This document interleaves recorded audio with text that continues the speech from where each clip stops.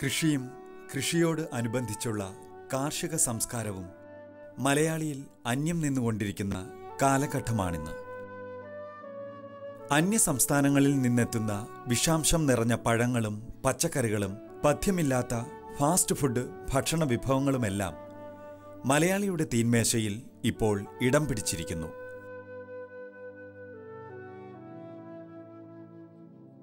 കേട്ടുകേൾവിയില്ലാത്ത രോഗങ്ങൾ വേട്ടയാടാൻ ആരംഭിച്ചപ്പോൾ വീട്ടുവളപ്പിലെ വിഷരഹിത പച്ചക്കറി കൃഷി, അടുക്കള കൃഷി, ടെറസ് കൃഷി ഇവയെക്കുറിച്ചെല്ലാം മലയാളി ചിന്തിക്കാൻ തുടങ്ങി. ഇങ്ങനെയുള്ള ചിന്തകളുടെ ഫലപ്രാപ്തിയായാണ് പല പുതുതലമുറ കൃഷിയെയും മലയാളി പരീക്ഷിക്കാൻ തുടങ്ങിയത്. അതിൽ പ്രധാനമാണ് അത്യാധുനിക രീതിയിലുള്ള പോളി ഹൗസ് കൃഷി.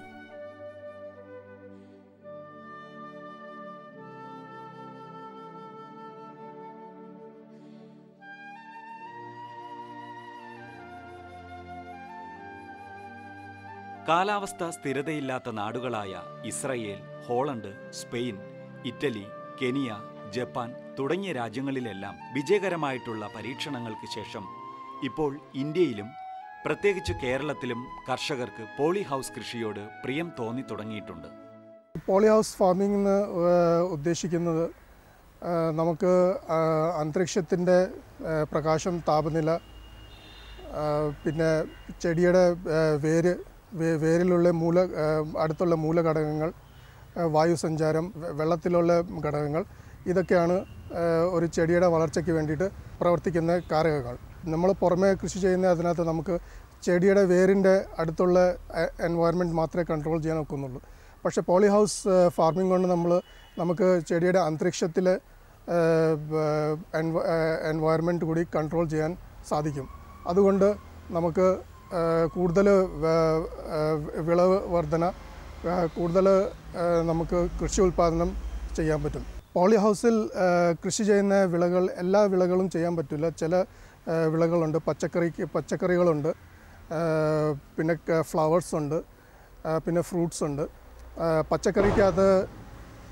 പച്ചക്കറിക്കകത്ത് ടൊമാറ്റോ, വഴുതനങ്ങ, വെണ്ട, സലാഡ് കുക്കുംബർ, പയറിനങ്ങൾ, ക്യാബേജ്, കോളിഫ്ലവർ, പിന്നെ ഫ്ലവേഴ്സിനകത്ത് ക്രൈസാന്തിമം, കാർണേഷൻ,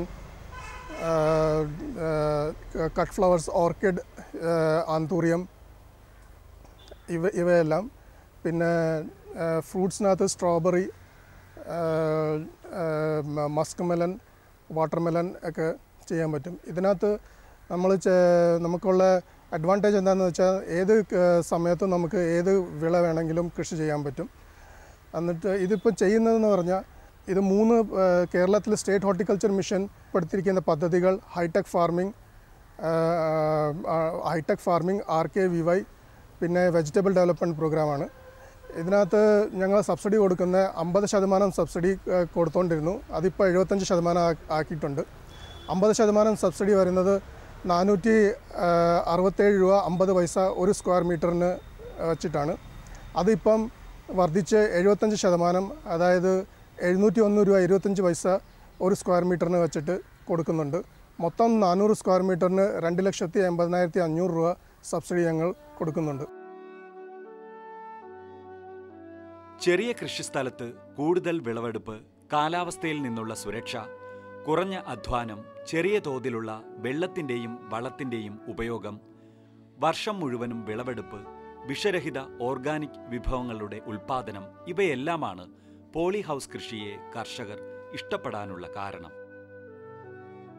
ആലപ്പുഴ ജില്ലയിലെ യുവകർഷകനായ അനിൽകുമാർ, തൃശ്ശൂരിലെ വിനയൻ ഇവരെല്ലാം തന്നെ പോളി ഹൗസിൻ്റെ കൃഷി സാധ്യതകൾ മനസ്സിലാക്കി കൃഷി ചെയ്ത് മണ്ണിൽ പൊന്നു വിളയിക്കുന്ന കർഷകരാണ്.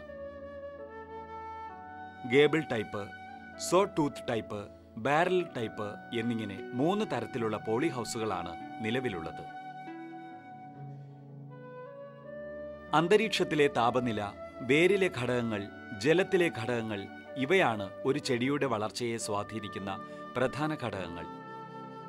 ഇവ 3ഉം കൃത്രിമമായി നിയന്ത്രിച്ചുകൊണ്ടുള്ള ശാസ്ത്രീയമായ കൃഷിരീതിയാണ് പോളി ഹൗസ് കൃഷിയുടെ തത്വം. ഇപ്പോൾ ഞാൻ ഗ്രോ ബാഗുകളാണ് ആദ്യം ചെയ്തു തുടങ്ങിയത്. അപ്പോൾ ഗ്രോബാഗിൽ മണ്ണൊക്കെ ഇട്ട് ചെയ്ത് കഴിഞ്ഞ് തുടങ്ങിയപ്പോൾ ഇതിന് ലോഡ് കൂടുക എന്നുള്ളൊരു പ്രശ്നം വന്നിരുന്നു. അപ്പോൾ അത് കുറയാൻ വേണ്ടിയിട്ട് ഞാൻ ചിന്തിച്ചൊരിതാണ് ഈ മണ്ണില്ല കൃഷി എന്നുള്ള രീതി. അപ്പോൾ അതിനുവേണ്ടി ഞാൻ പല പ്രൊഫസർമാരായിട്ട് സംസാരിച്ചു, അതിനുവേണ്ടി കുറേ സ്റ്റഡി ചെയ്തു. അതിനുശേഷമാണ് ഈ പോളി ഹൗസിൽ അനുവർത്തിക്കുന്ന ഈ ഒരു രീതി ഞാനിവിടെ അപ്ലൈ ചെയ്തത്. അപ്പോൾ നമ്മളതിനുവേണ്ടി ഉപയോഗിക്കുന്നത് ചകിരിച്ചോറ് കമ്പോസ്റ്റും പിന്നെ ആട്ടിൻ കഷ്ണം ഉണക്കി പൊടിച്ചതും അതുപോലെ ചാണകം ഉണക്കി പൊടിച്ചത് പിന്നെ വെർമി കമ്പോസ്റ്റ് ഇതെല്ലാം ഉപയോഗിച്ചിട്ടാണ് ഒരു കമ്പോസ്റ്റ് തയ്യാറായിരിക്കുന്നത്. ഒരു ബാഗിനകത്ത് ഏകദേശം ഒരു ഡിസ്പോസിബിൾ ഗ്ലാസിൻ്റെ അത്രയും ആ ഒരു ക്വാണ്ടിറ്റി മണ്ണ് മാത്രമേ ഉപയോഗിച്ചിട്ടുള്ളൂ. അതിൽ നിന്ന് മണ്ണിൽ നിന്ന് കിട്ടുന്ന ആ ഒരു മൂലങ്ങൾ കിട്ടണം എന്നുള്ള രീതിയിൽ മാത്രം. ഇതിൽ നിന്ന് കിട്ടുന്ന വിളവ് നമുക്ക് വളരെ നല്ല രീതിയിൽ ചെടികളുടെ വളർച്ച കിട്ടുന്നുണ്ട്. ഇതിൽ കുറച്ച് കാര്യങ്ങൾ മാത്രം ശ്രദ്ധിച്ചാൽ മതി. ജലാംശം നമ്മളധികം കൂടുതൽ വരാത്തൊരു രീതി വരണം. ജലം കൂടി കഴിഞ്ഞ് കഴിഞ്ഞിട്ടുണ്ടെങ്കിൽ ഇതിനകത്ത് വെള്ളം സ്റ്റോറാവും, അതുകൊണ്ട് ചെടികൾ പെട്ടെന്ന് ചീഞ്ഞു പോകും. അപ്പം നനയ്ക്കുന്ന കാര്യത്തിൽ മാത്രമായിട്ടും ശ്രദ്ധിച്ചാൽ നമുക്ക് ഇത് നല്ല രീതിയിൽ വളർത്തിയെടുക്കാനും പറ്റും. നല്ല രീതിയിൽ എനിക്ക് അതിൻ്റെ ഡെവലപ്മെൻറ്റ് കിട്ടുന്നുണ്ട്. തരിശായി കിടക്കുന്ന നിലം ഉഴുതൊരുക്കി ഫലഭൂയിഷ്ടമായ തീരപ്രദേശങ്ങളിലെ ഗ്രാവൽ മണ്ണ് നിക്ഷേപിക്കുകയാണ് ആദ്യ പടി. തുടർന്ന് അത്യുൽപാദന ശേഷിയുള്ള വിത്തുകൾ നടുക. ഏതുതരം പച്ചക്കറി കൃഷിക്കും ഏതു കാലാവസ്ഥയിലും പോളി ഹൗസുകളിലൂടെ കൃഷി ചെയ്യാൻ സാധിക്കും. 2 ഘട്ടമായിട്ട് കൃഷി ചെയ്യുകയാണ് ഏറ്റവും ഉത്തമം. ഒരു ഭാഗത്ത് വിത്തിറക്കി വിളവെടുക്കാറാകുമ്പോൾ മറുഭാഗത്ത് വിത്തിറക്കുക. ഇങ്ങനെ കൃഷി ചെയ്താൽ എല്ലാ കാലത്തും കൃത്യമായി വിളവ് ലഭിക്കുകയും തടസ്സമില്ലാതെ മാർക്കറ്റിൽ എല്ലായ്പ്പോഴും വിപണനത്തിന് പച്ചക്കറികൾ എത്തിക്കാൻ സാധിക്കുകയും ചെയ്യും. പോളി ഫാമിനെ കുറിച്ചുള്ളത് ഞങ്ങൾ നെറ്റിൽ നിന്നാണ് കണ്ട് മനസ്സിലാക്കിയത്. അങ്ങനെയാണ് മിസ്റ്റർ അനിൽകുമാറിനെ പരിചയപ്പെടുന്നതും അദ്ദേഹത്തിൻ്റെ പോളി ഫാം കണ്ടിട്ട് ആണ് ഇതിനൊരു തീരുമാനം ഫൈനലായിട്ട് എടുത്തത്. അങ്ങനെ ഒരുപാട് ഉപദേശങ്ങളൊക്കെ പുള്ളി തന്നു. അതുകൊണ്ടാണ് ഞങ്ങൾക്കിത് ചെയ്യാൻ കഴിഞ്ഞത്. പിന്നെ കൃഷിഭവനുമായിട്ട് ഒത്തിരി കാര്യങ്ങൾ ബന്ധപ്പെട്ട് ചെയ്തു. പിന്നെ തൃശ്ശൂർ ഒരു ട്രെയിനിങ് ഉണ്ടായിരുന്നു 3 ദിവസം. അത് നല്ല ഫലമായിട്ട് ഞങ്ങൾക്ക് പ്രയോജനപ്പെടുന്ന തരത്തിലായിരുന്നു. ഇപ്പോൾ 16 പേരുണ്ടായിരുന്നു ട്രെയിനിങ്ങിന്. പക്ഷേ അതിനകത്ത് 2-3 പേരെ മാത്രമേ ഇത് ചെയ്തിട്ട് മുന്നോട്ട് വരുന്നുള്ളൂ. ബാക്കിയുള്ളവർക്കും ഇതൊരു പ്രചോദനമാകണം. ഇപ്പം ഞങ്ങളിപ്പോൾ കൃഷി ചെയ്തതിന് ശേഷം ഞങ്ങൾക്ക് ഞങ്ങളുടെ ഇത് തീരുമാനം അവരെ കൂടെ അറിയിപ്പിക്കാൻ പറ്റത്തുള്ളൂ. ഏറ്റവും ഇതിൻ്റെ അഡ്വാൻറ്റേജ് എന്ന് പറഞ്ഞു കഴിഞ്ഞാൽ കീടങ്ങളുടെ ശല്യം ഒഴിവാകുന്നതാണ്. പിന്നെ ജൈവവളമാണ് ഇതിനകത്ത് ഉപയോഗിക്കുന്നത്. വിശ്വസിച്ച് വാങ്ങിച്ച് കഴിക്കുക. അതിൽ നിന്ന് വാഷ് പോലും ചെയ്യേണ്ട കാര്യമില്ല. അല്ലാതെ തന്നെ നമുക്ക് നേരിട്ട് ഇത് ഉപയോഗിക്കാൻ പറ്റും. അത്യാധുനിക രീതിയിലെ പോളി ഹൗസ് കൃഷിയിൽ പാരമ്പര്യ രീതികളെയും വിളക്കി ചേർക്കേണ്ടതുണ്ട്. അതിൽ പ്രധാനമാണ് ജൈവവളങ്ങൾ. മണ്ണിന്റെ സ്വാഭാവികത നിലനിർത്തി പ്രകൃതിയിൽ നിന്ന് ലഭിക്കുന്ന ജൈവവസ്തുക്കളെ പരമാവധി ഉപയോഗപ്പെടുത്തി മണ്ണിന്റെ വളക്കൂറും ഉൽപാദനശേഷിയും കാലാകാലങ്ങളിലേക്ക് നിലനിർത്തുകയും പരിസ്ഥിതി മലിനീകരണം പരമാവധി കുറയ്ക്കുകയും ചെയ്യുന്ന ജൈവവളങ്ങളായ എല്ലുപൊടി, ചകിരിച്ചോറ്, വേപ്പിൻ പിണ്ണാക്ക്, ചാണകം തുടങ്ങിയ വളങ്ങൾ ഉപയോഗിക്കുന്നതാണ് ഉത്തമം.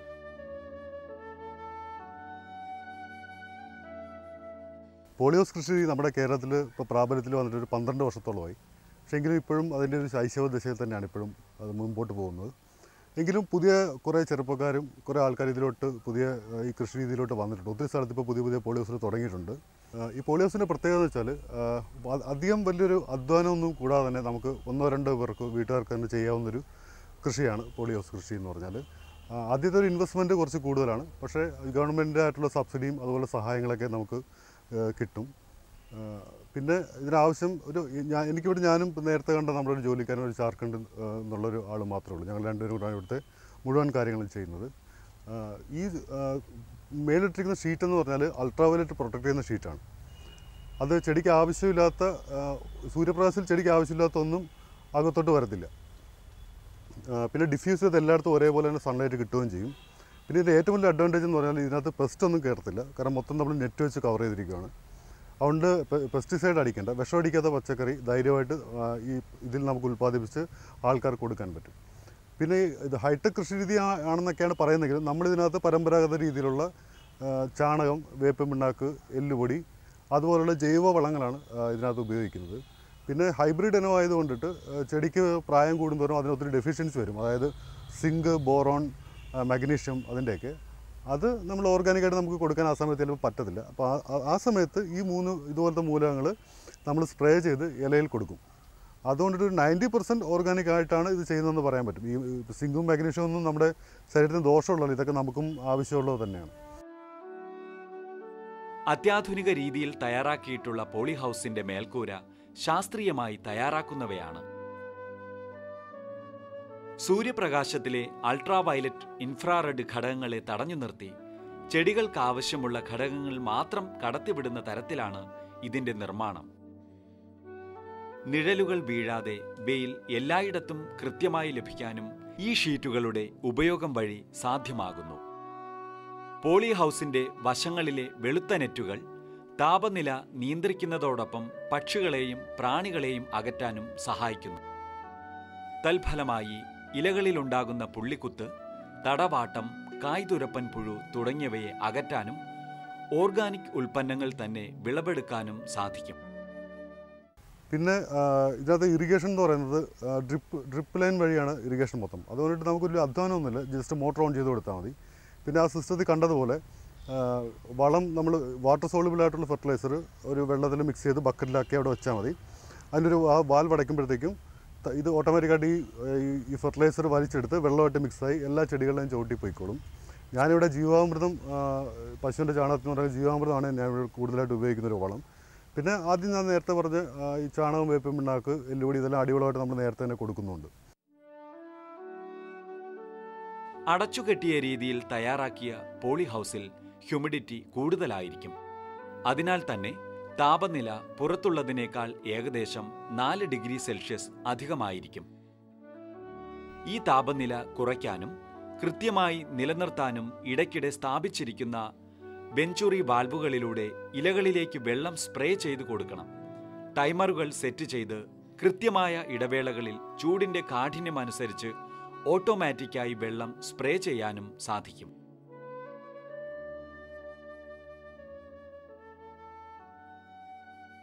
പോളി ഹൗസ് കൃഷിരീതിയിൽ വെള്ളം നനയ്ക്കുന്നതിനുമുണ്ട് ശാസ്ത്രീയ രീതികൾ. 1/2 ഇഞ്ച് നീളമുള്ള ട്യൂബുകൾ മണ്ണിൽ പതിപ്പിച്ച് ചെടികളുടെ വേര് വരുന്ന ഭാഗത്ത് സുഷിരമുണ്ടാക്കുന്നു. തുടർന്ന് ഈ ട്യൂബുകളെല്ലാം വാൽവ് വഴി മോട്ടോറുമായി ഘടിപ്പിക്കുന്നു. ഈ മോട്ടോറിലൂടെ ജലത്തിലെ രാസഘടകങ്ങൾ എല്ലാം മാറ്റി ജലം പമ്പ് ചെയ്യാം. ഇത് ചെടികൾ നനയ്ക്കാനുള്ള അനാവശ്യ സമയം ലാഭിക്കാനും വെള്ളത്തിൻ്റെ ഉപഭോഗം പരിമിതപ്പെടുത്തി ഫിൽട്ടർ ചെയ്ത ശുദ്ധജലം തന്നെ വിളകൾക്ക് ലഭിക്കാനും കാരണമായി തീരുന്നു. ഗോമൂത്രം, ജീവാമൃതം പോലുള്ള ജൈവിക വളങ്ങളും മോട്ടോറിലൂടെ ജലത്തിൽ കലർത്തി ഒരുപോലെ എല്ലാ ചെടികളിൽ എത്തിക്കാനും സാധിക്കും. ഏത് കാലാവസ്ഥയിലും ചെടികൾക്ക് ദോഷമുണ്ടാകാതെ കൃത്രിമമായി താപനില ക്രമീകരിച്ച് കൃഷി ചെയ്യാൻ പോളി ഹൗസ് സഹായിക്കും. ഞാനത് വീടിൻ്റെ മുകളിൽ കുറച്ച് സ്ഥലം ഒഴിഞ്ഞു വെക്കുന്നത് നമ്മുടെ കണ്ണിൽ പെട്ടു ശരിക്കും പറയുകയാണെങ്കിൽ. കാരണം ഒരുപാട് നാളുകളായി നമുക്ക് സ്ഥലമില്ല എന്ന് പറഞ്ഞ് നടക്കുന്നുണ്ടെങ്കിലും ഈ ഒരു ഏരിയ നമുക്ക് എങ്ങനെ ഉപയോഗിക്കാം എന്നാണ് ഞാൻ ചിന്തിച്ചത്. അപ്പോഴാണ് ഈ പോളിത്തീൻ, ഈ UV ഷീറ്റിനെ കുറിച്ച് അറിഞ്ഞത്. അപ്പോൾ ഇതിനു വേണ്ടി ഞാനിപ്പോൾ ചെയ്തിരിക്കുന്നത് ശരിക്കും ട്രസ് ചെയ്യുന്ന അതേ രീതിയിൽ തന്നെയാണ്. മഴ ട്രസ്സിൽ നിന്ന് നമുക്ക് കിട്ടുന്ന ഗുണങ്ങൾ, മഴ വീഴുന്നില്ല, നമുക്ക് തുണി അലക്കിയിടാം, അത്ര ഏരിയ നമുക്ക് ഉപയോഗിക്കാം. ഇത് തന്നെ ഇപ്പോൾ നമുക്ക് ഈ UV ഷീറ്റ് വെച്ചിട്ടുള്ള സ്ട്രക്ചർ ചെയ്താൽ നമുക്ക് കിട്ടും. പക്ഷേ അതോടൊപ്പം തന്നെ നമുക്ക് കൃഷി ചെയ്യാനുള്ള ഒരു ഏരിയയും കൂടി നമുക്ക് കിട്ടും. ഇതാണ് ഇതിലെ ബോണസ്. അപ്പോൾ അത് മാത്രമാണ് ഞാൻ പിന്നെ നോക്കിയുള്ളൂ. അതിനുവേണ്ടി ഞാൻ ഒരു 2 ലക്ഷം രൂപയോളം ചിലവ് ചെയ്തിട്ടുണ്ടെങ്കിലും എനിക്ക് ഇതിൻ്റെ സ്ട്രക്ചർ ചെയ്ത ആ ഒരു റേറ്റിനെ വെച്ച് നോക്കുമ്പോൾ ബാക്കിയെല്ലാം കിട്ടുന്നത് ലാഭമാണ്. നമ്മുടെ ഈ കർഷക ആത്മഹത്യ അതുപോലെ കാര്യങ്ങളൊക്കെ നടക്കുന്ന ഈ നാട്ടിൽ ഒത്തിരി ആൾക്കാർ ഇതുപോലെ വലിയ ഇൻവെസ്റ്റ്മെൻറ്റ് ചെയ്തിട്ട് ഇതുപോലത്തെ കൃഷിക്ക് മുന്നോട്ട് വരുന്നുണ്ട്. അത് ശരിക്കും ഒരു നല്ലൊരു സൂചന തന്നെയാണ്. ഒത്തിരി ചെറുപ്പക്കാർ ഇപ്പോൾ ഇങ്ങോട്ട് വരുന്നുണ്ട്. എനിക്ക് ഒത്തിരി ആൾക്കാർ എന്നെ വിളിച്ച് ചോദിക്കാറുണ്ട് ഇതിനെപ്പറ്റി അഭിപ്രായങ്ങളൊക്കെ. ഒത്തിരി പേര് മുമ്പോട്ട് വരുന്നുണ്ട്. പിന്നെ ചെറിയൊരു ഒരു പോരായ്മയല്ല, ഒരു ചെറിയൊരു സത്യം എന്ന് വെച്ചാൽ നമ്മുടെ നാട്ടിൽ 99% പോളിഹൗസും ഇപ്പോൾ എൻ്റേതടക്കം സോറ്റൂത്ത് ടൈപ്പ് പോളിഹൗസാണ്. ശരിക്കും എൻ്റെ അഭിപ്രായത്തിൽ നമ്മുടെ കാലാവസ്ഥയ്ക്ക് ഏറ്റവും കൂടുതൽ അനുയോജിച്ചത് ഗേബിൾ ടൈപ്പ് പോളിഹൗസാണ്. അതാകുമ്പോഴത്തേക്ക് അതിനകത്ത് ടെമ്പറേച്ചർ 1 ഡിഗ്രി മാത്രമേ വ്യത്യാസം വരുള്ളൂ പുറത്തെയും അകത്തെയുമായിട്ട്. ഈ സോറ്റൂത്ത് അതായത് എൻ്റെ പോലത്തെ പോളിഹൗസിൽ 3 ഡിഗ്രി മുതൽ 4 ഡിഗ്രി വരെ ടെമ്പറേച്ചറും ഹ്യൂമിഡിറ്റിയും വ്യത്യാസമുണ്ട്.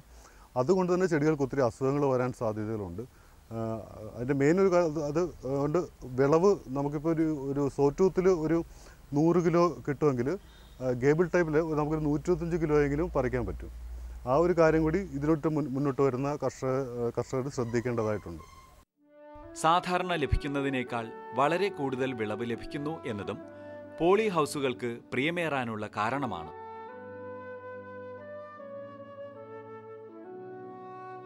ഇങ്ങനെയുള്ള പുതുതലമുറ കൃഷിരീതികൾ കേരളത്തിലെ കാർഷിക സംസ്കാരത്തിൽ മാറ്റത്തിന്റെ അലയൊലികൾ തീർക്കുമെന്ന് നമുക്ക് പ്രത്യാശിക്കാം.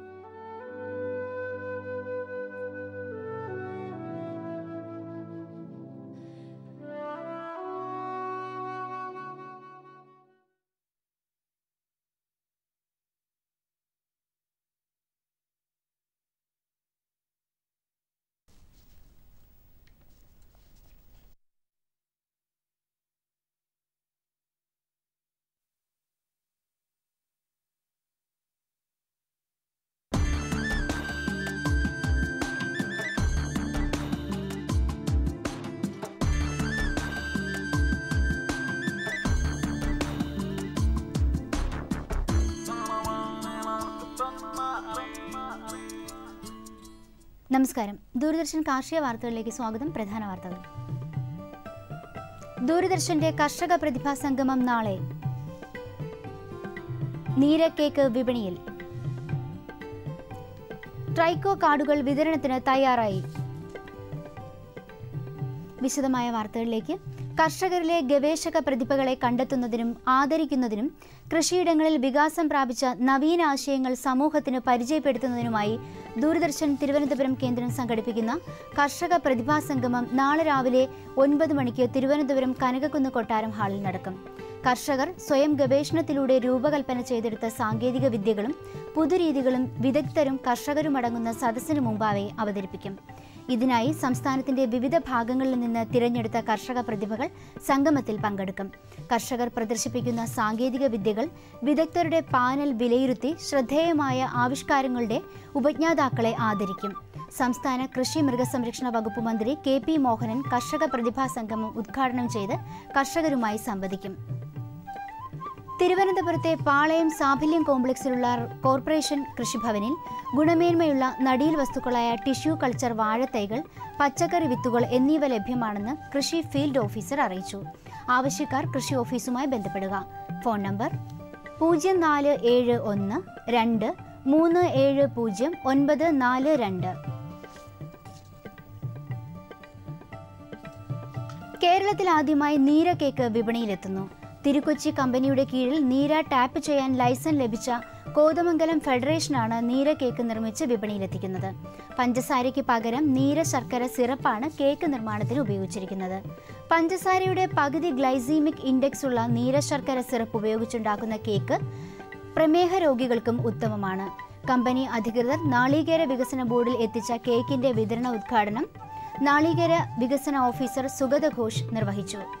രുചിയേറിയ നീര കേക്ക് വാങ്ങാനും ബുക്ക് ചെയ്യാനും ബന്ധപ്പെടേണ്ട phone number PP Mathai 9946901511, Moideen Haji 9447006537. കുറിയ ഇനം തെങ്ങു കൃഷി വ്യാപിപ്പിക്കുന്നതിന് കൊല്ലം ജില്ലയിലെ കൃഷിഭവനുകൾ ഒരു വിത്ത് തേങ്ങയ്ക്ക് 40 രൂപ വില നൽകി സംഭരിക്കും. മലയൻ ഓറഞ്ച്, മലയൻ പച്ച, ചാവക്കാട് പച്ച, ചാവക്കാട് ഓറഞ്ച്, മലയൻ മഞ്ഞ എന്നീ ഇനങ്ങളുടെ വിത്ത് തേങ്ങയാണ് സംഭരിക്കുന്നത്. ഇവ അഞ്ചൽ ജില്ലാ കൃഷിത്തോട്ടത്തിൽ പാകി തൈകൾ ഉൽപ്പാദിപ്പിച്ച് വിതരണം ചെയ്യും. വിത്തുതേങ്ങ നൽകുന്നതിന് താൽപ്പര്യമുള്ള കർഷകരും സ്വകാര്യ സ്ഥാപന ഉടമകളും ബന്ധപ്പെട്ട കൃഷിഭവനിൽ അപേക്ഷ നൽകണമെന്ന് കൊല്ലം പ്രിൻസിപ്പൽ കൃഷി ഓഫീസർ അറിയിച്ചു. നെൽകൃഷിയുടെ മുഖ്യ ശത്രുകീടങ്ങളായ തണ്ടുതുരപ്പൻ, ഇലചുരുട്ടിപ്പുഴു എന്നിവയെ രാസകീടനാശിനിയുടെ സഹായമില്ലാതെ ജൈവ രീതിയിൽ നിയന്ത്രിക്കുവാൻ സഹായകമായ മുട്ടക്കാടുകൾ അഥവാ ട്രൈക്കോ കാർഡുകൾ വിതരണത്തിന് തയ്യാറായി. ഇനി പറയുന്ന സ്ഥാപനങ്ങളുമായി ബന്ധപ്പെട്ട് നെൽകർഷകർക്ക് ഇവ വാങ്ങാം. സംസ്ഥാന bio controller lab Mannuthy. Phone number 04772374 Gandhi Smaraka Gramaseva Sangham SL Puram Alappuzha. Phone number 047828654993. മറ്റൊരു നമ്പർ 047828653996. കൃഷി വിജ്ഞാന കേന്ദ്രം സദാനന്ദപുരം. Phone number 047426635599.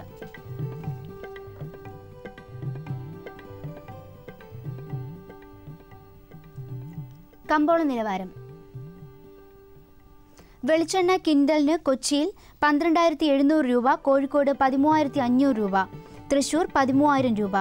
കൊപ്ര കൊച്ചി 8,510 രൂപ, കോഴിക്കോട് 9,100 രൂപ, തൃശൂർ 8,690 രൂപ. കുരുമുളക് അൺഗാബിൾഡ് കിൻഡലിന് 67,700 രൂപ, ഗാബിൾഡ് 70,700 രൂപ. ചുക്ക് മീഡിയം 21,000 രൂപ, ബെസ്റ്റ് 23,000 രൂപ. മഞ്ഞൾ സേലം 6,700 രൂപ, ഈറോഡ് 6,900 രൂപ. അടയ്ക്ക പുതിയത് 14,000 രൂപ മുതൽ 16,000 രൂപ വരെ. കൊച്ചി റബ്ബർ RSS 5 ഗ്രേഡ് 10,800 രൂപ, RSS 4 ഗ്രേഡ് 11,400 രൂപ. കോട്ടയം റബ്ബർ RSS 5 ഗ്രേഡ് 10,800 രൂപ, RSS 4 ഗ്രേഡ് 11,450 രൂപ. കമ്പോള നിലവാരം കൊച്ചിയിൽ. വെളിച്ചെണ്ണ കിൻഡലിന് 12,700 രൂപ, കൊപ്ര 8,510 രൂപ, പിണ്ണാക്ക് എക്സ്പെല്ലർ 2,100 രൂപ, റോട്ടറി 3,000 രൂപ. കുരുമുളക് അൺഗാബിൾഡ് 67,700 രൂപ, ഗാബിൾഡ് 70,700 രൂപ. ചുക്ക് മീഡിയം 21,000 രൂപ, ബെസ്റ്റ് 23,000 രൂപ. മഞ്ഞൾ നാടൻ 6,200 രൂപ, അടയ്ക്ക പുതിയത് 14,000 രൂപ മുതൽ 16,000 രൂപ വരെ. ജാതിക്ക തൊണ്ടൻ കിലോഗ്രാമിന് 250 രൂപ മുതൽ 260 രൂപ വരെ. ജാതിക്ക തൊണ്ടില്ലാത്തത് 450 രൂപ മുതൽ 470 രൂപ വരെ. ജാതിപത്രി 700 രൂപ മുതൽ 775 രൂപ വരെ. ഗ്രാമ്പു 975 രൂപ. റബ്ബർ RSS 5 ഗ്രേഡ് 10,800 രൂപ, RSS 4 ഗ്രേഡ് 11,400 രൂപ. ഒട്ടുപാൽ 7,000 രൂപ, ലാറ്റക്സ് 7,000 രൂപ. കമ്പോള അവലോകനം. കേരളത്തിൽ റബ്ബർ വില ഇന്ന് 2009 ശേഷമുള്ള ഏറ്റവും താഴ്ന്ന നിരക്കിലേക്ക് ഇടിഞ്ഞു. റബ്ബർ ഉൽപ്പാദനം ഉയർന്നെങ്കിലും വ്യവസായികളിൽ നിന്നുള്ള ആവശ്യം ചുരുങ്ങിയത് പ്രതിസന്ധി രൂക്ഷമാക്കി. റബ്ബർ അവധി നിരക്കുകളും തളർച്ചയിലാണ്. 4ാം ഗ്രേഡ് കിലോ 114ലും 5ാം ഗ്രേഡ് 108 രൂപയിലുമാണ്. കാർഷിക മേഖലയിൽ നിന്ന് ലേല കേന്ദ്രങ്ങളിലേക്കുള്ള ഏലക്ക വരവ് ചുരുങ്ങിയിട്ടും നിരക്ക് ഉയർന്നില്ല. ശാന്തൻപാറയിൽ നടന്ന ലേലത്തിൽ മികച്ച ഇനങ്ങൾ കിലോയ്ക്ക് 898 രൂപയിലും ശരാശരി ഇനങ്ങൾ 750 രൂപയിലും ലേലം കൊണ്ടു. മലബാർ മേഖലയിൽ ഇന്ന് കൊപ്രയ്ക്ക് 250 രൂപയും എണ്ണയ്ക്ക് 200 രൂപയും വർദ്ധിച്ചു. ഉൽപ്പാദകർ ചരക്ക് നീക്കം കുറച്ചതോടെ മില്ലുകാർ വില ഉയർത്തി കൊപ്ര ശേഖരിക്കാൻ രംഗത്ത് ഇറങ്ങി. കൊച്ചി, തൃശൂർ മാർക്കറ്റുകളും ഇന്ന് മികവിലാണ്. കുരുമുളക് അല്പം തളർച്ചയോടെയാണ് വ്യാപാരം ആരംഭിച്ചത്. ഗാബിൾഡ് കുരുമുളക് വില 300 രൂപ താഴ്ന്ന് 70,700 രൂപയിലാണ്. ഉത്തരേന്ത്യൻ ഡിമാൻഡ് കുറവാണ്. ഇനി കാലാവസ്ഥ. കണ്ണൂർ കൂടിയ താപനില 33.7 ഡിഗ്രി സെൽഷ്യസ്, കുറഞ്ഞ താപനില 24.6. കോഴിക്കോട് 34.3, 25.4. കൊച്ചി 32.4, 24.4. ആലപ്പുഴ 32.2, 24.9. പുനലൂർ 33.5, 22.6. Thiruvananthapuram 32, 23.6 degree Celsius. ഇതോടെ ഇന്നത്തെ കാർഷിക വാർത്തകൾ പൂർണ്ണമാകുന്നു. നമസ്കാരം.